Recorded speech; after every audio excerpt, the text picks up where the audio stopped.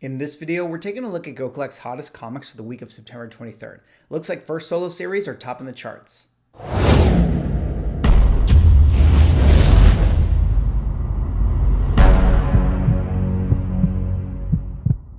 Ladies and gentlemen, welcome back to another video with Swaggle Haas. And in this video, we're taking a look at GoCollect's hottest comics for the week of September 23rd.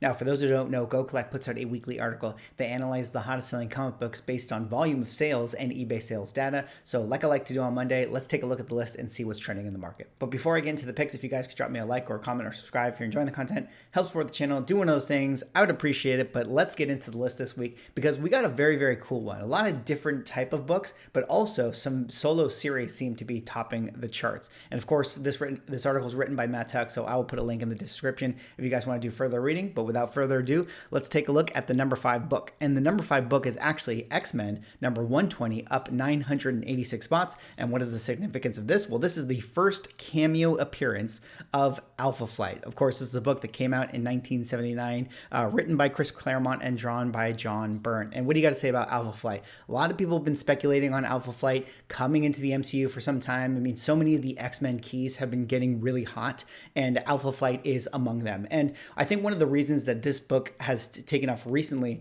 is that after Suicide Squad, Nathan Fillion, who is, of course, one of the actors who kind of cameoed in that Suicide Squad movie and that first team that got obliterated on the beach, he had made mention that he would love to see Alpha Flight, on the silver screen in some kind of way. He had made mention that he would love to play Sasquatch in some kind of way. But regardless, when actors talk about stuff like that, that's what makes books super, super hot. Now, really interesting to me that this book, X-Men 120, is the one that has really been peaking versus, say, X-Men 121. And it kind of brings up that whole interesting debate about, cameo versus first appearance and how cover appearances, when they're in cameo form, affect values of first appearances, first full appearances when they're not on cover. Like, for instance, this book right here is the first cameo appearance, meaning we only see Alpha Flight on the last page of this book, yet here on the cover, we do sort of see them in the shadows in the foreground. This is kind of similar to, the first appearance of Bishop, where, his cameo appearance actually has him front and center on the cover. And that book tends to be the one in the market that commands the highest price, yet his first full appearance, where he is incidentally also on the cover and in the majority of the book, doesn't yield the same sort of return. And it's kind of interesting to see that. So let me know what you guys think. What do you guys think about this whole cameo first appearance when it comes to seeing them teased on the cover like this? Do you guys feel like 120 is the money book here, or do you guys feel like 121 is the money book? But as we dig into the numbers here, we'll see that there are fair market values selling around the 9.8 range at $57.50, last sale back in February of 2021. And then down here at the bottom, of course, 1979. Not really going to see this book slapped at the low grade, but typically speaking, when you go into eBay, this is a book that's now kind of pushing that $100, $110 range or so. All right, let's go on now to the next book here. And the next book is also a very cool one. This, of course, is Star Wars number 8, up 987 spots. And what is the significance of this? Well, there are a few things here that is significant to it. Number one, this is the first appearance of a bunch of new characters within the comic book Star Wars mythos. Most notably is this character known as Jackson. Number two, this would be the second story that is unofficial canon within comic books that is not just, say, the movies being adapted into comic book form. Just to clarify, Star Wars issue number 1 up through issue number 6 was just the comic book retelling the story of the original trilogy. And then number 7 and on, that would go, through the hundreds or so, would be, original stories for the Star Wars universe. And so this is kind of an interesting book. This is when, we start to really explore that sort of Star Wars EU, if you will, the expanded universe that people really enjoy. Now, of course, Star Wars number 8, this is a book that came out in 1978, written by Roy Thomas and drawn by Howard Chaykin. And this one is kind of an interesting one. I mean, a lot of the Star Wars books are interesting overall. I mean, we've kind of seen on this Go Collect hot list week after week after week, there always seems to be a Star Wars book that's kind of sneaking onto lists or sliding in. And it just feels like, with the success of Mandalorian, with the anticipation of the Book of Boba Fett, Fett, with just like the hype surrounding what Jon Favreau and Dave Filoni might do with this universe. I mean, people think that there's probably a lot of potential in this particular Star Wars series. I mean, if they pull in any of these characters and you compare it to like the prices of, characters like Boba Fett or Lando Calrissian, I mean, you look at those values and then you think like, okay, maybe a character in one of these comic books is going to, eventually get their own TV show, and that character is going to, become a huge part of pop culture and the Star Wars mythos. I mean, then, the value of those books are going to absolutely skyrocket. So there's a lot of fertile ground here, I think, in the Star Wars run for comic books here in the 70s. And I think a lot of people are sort of speculating on these books, wanting to get their hands on it, or maybe they're just huge Star Wars fans and they want to get their hands on it before the prices absolutely explode. But either way, this run of Star Wars is a very interesting one and tends to make its way on the list very, very often. And as we dig into the numbers for this one here, we'll see that there are 9.8 selling fair market value around the $525 range. Last sale back in July of 2021. And again, a book 1978, not going to see it slabbed at the low grade, but typically speaking, when you go onto eBay, this is a book that you can find in that $40, $50, $60 range or so. All right, let's go on now to the next book here. And the next book is actually where it starts to get really interesting, at least for this particular week's list, because this is our first solo series title that we're going to talk about. And the next couple of books are actually going to be solo series but this one here is The Joker, #1, up 988 spots. And what is the significance of this? Well, this is the first solo titled series for The Joker. Now, this is a book, of course, that came out in 1975, written by Dennis O'Neil and drawn by Dick Giordano. And what do you got to say about this? I mean, this is the first solo Joker title. And I think it's really interesting to me because, for those who watch the channel often and see me do my, key comic book spotlight videos, typically when I do those types of videos, I like to point out things like their first appearance. Maybe I point out some other interesting things like their origin story or, classic covers. But one of the books that I always like to talk about for characters is their first solo title. And one of the reasons I think that these type of books are so special is that, if you're truly a fan of this character and you want to own something that is like very collectible to them, I mean, why wouldn't you want the comic book that has their name at the top of the book? It says right there in big bold letters, The Joker. And of course, if it has a #1 issue, I mean, that feels very satisfying to own something like this. And, we all know that Joker's first appearance is in Batman #1, and 99.9% of collectors are never going to be able to afford a golden age book like that. But if Joker is someone that you really love and Joker is one of your all-time favorite characters, this book right here feels like it's kind of been a sleeper, kind of been under the radar for quite some time. And I feel like maybe that's one of the reasons why this book is starting to heat up recently. I mean, we know that the Joker movie starring Joaquin Phoenix was really well received. Now we also have the Batman movie that's coming up with Robert Pattinson playing Batman. So anytime you have any kind of Batman property going, that's always going to create,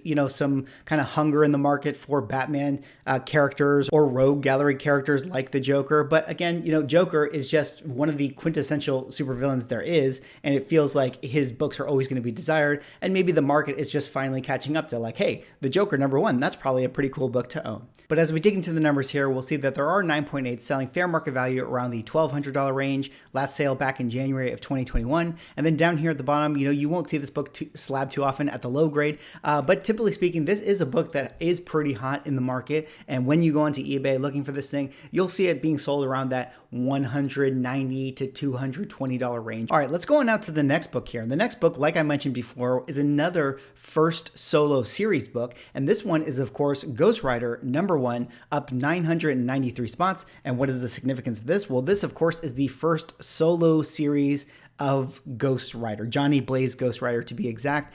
This is a book that, of course, that came out in 1973, written by Gary Friedrich and drawn by Gil Kane. Now, this book right here, of course, is hot in the market. It's been hot for quite a while. And also, we all know that Marvel Spotlight #5 has absolutely gone bonkers in 2021. I mean, set earlier in the year, of course, setting the record for the most expensive Bronze Age comic book to ever be sold, that 9.8 grade selling around $260,000.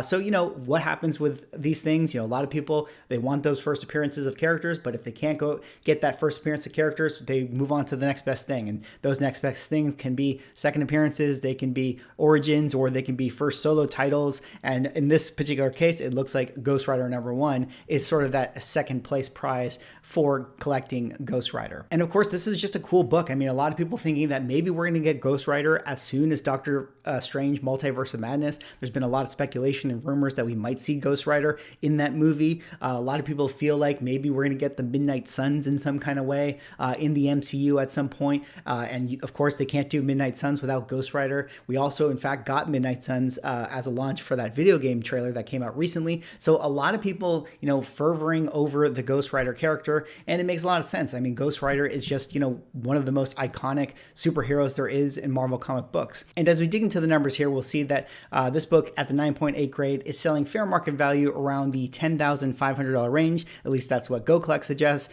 Last sale back in July of 2020. And then down here at the bottom, you know, you'll see that 2.0, 2.5 range, fair market value around the 160, 140 range. But I feel like these numbers are way behind the curve, because when I go into eBay looking for this thing, I typically see it's being sold around that $500, $600, $700 range or so. So you'd be hard pressed to find it for anything less than that number. All right, let's go on now to the hottest book of the week. And the hottest book of the week is a very cool one. This is Venom Lethal Protector #1, up 997 spots. And what is the significance of this? Well, of course, this is the first solo series for the character known as Venom. This, of course, being a mini-series. This is a 6-part mini-series. And this one has been extremely, extremely hot over the last, year or so in the market, because we know that we've been getting Venom. There's, of course, a couple key issues within this particular run that, it seems like the Venom movie is appropriating characters for, like Scream, for instance. Now, this is a book that came out in 1993, written by David Michelin and drawn by Mark Bagley, a dynamic duo of creators working on this thing. I remember this book coming out in the 90s and getting a couple copies of this as a kid. I mean, this was such a hot book at the time. Venom was such a hot character. Venom still is such a hot character. And this is one of the books that I feel like, even though it was probably printed into the millions and everybody, had a copy of this thing, but I think that this is a book that has really, really turned that corner as far as like values are concerned. I think that this is one that, everyone kind of wants to own this book, even though it's sort of a gimmick foil red cover. I still think that this is a book that people do really, really like. And similar to other books like, say, Spawn #1 or New Mutants 100 or Jim Lee XMen #1, books like that even though there are high print counts, I think that the demand for them is so high that these books actually will be able to hold value, especially as we go on in the years of comic book collecting. And sooner or later, these books are going to find themselves to be, 40, 50, 60 years old. So I do actually think that there is a place for these books. And we are starting to see that, Venom #1 is actually a pretty hot book in the market. Now, of course, that is in combination to, the hype surrounding the movie. But I do think that this is a great cover that everyone is always going to want to own. And as we dig into the numbers here, we'll see that there are 9.8s selling fair market value around the $200 range. And then down here at the bottom, of course, 1993 book, you're not going to see it slab, but this one is one that has gotten hot. And typically speaking, when you go onto eBay, you're going to find this book sitting around that $40, $50, $60 range or so. Well, that is all I have for this video. Those are the hottest comics for the week of 9/23. Let me know what you guys think. A lot of first solo series here that we have on this list. At least the top 3 were first solo series. I'm someone who personally thinks that first solo series are great collector books to have. I love that Joker #1 book. Definitely kind of, got my eyebrow lifted in this one, because that might be a book that I will add to my list as far as, DC keys that I'm starting to think about picking up. Anyways, let me know what you guys think. Do you guys have any of these books? Drop me a like, comment, subscribe if you're enjoying the content, and I will see you in the next video.